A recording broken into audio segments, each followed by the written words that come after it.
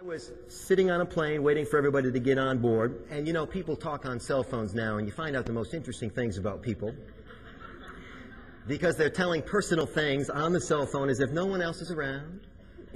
You know, and they talk louder than they normally would talk, so it's fascinating.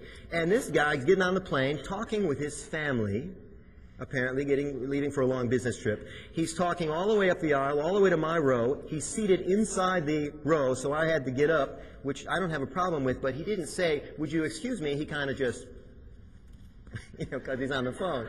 And so I get up and I move out of the chair, and he's talking, and apparently he's got a problem leaving home. He's got small children. They're not happy to see Daddy leave, and it's that kind of a conversation. Very awkward for him. In a way, I felt sorry for the man. He takes his seat. He's still talking. Finally, the boarding door closes. He has to sign off on the call. He hangs up the call. Big sigh.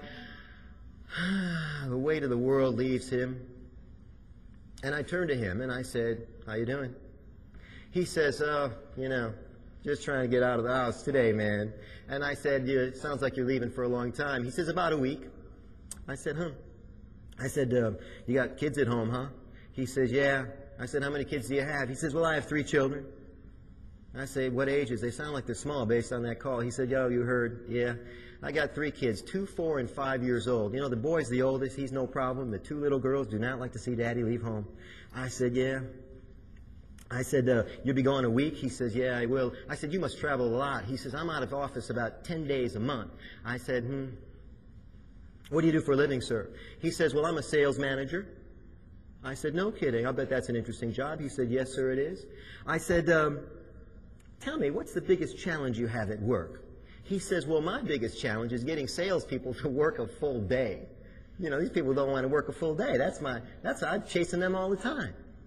And then a bunch of alarms go off in his head that he has given away his complete life story to a total stranger. So the first thing he does is apologize to me. He says, "I'm sorry, I didn't catch your name." Now, he's not really sorry he didn't catch my name. He's sorry that he's told me so much about himself.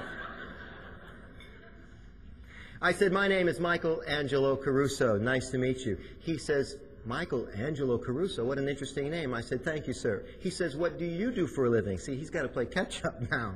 He says, "What do you do for a living?" I said, "Well, I'm a professional speaker." What do you think he said? "What do you speak about?" Exactly right. And I said, "Well, I teach sales managers how to get their people to work a full day."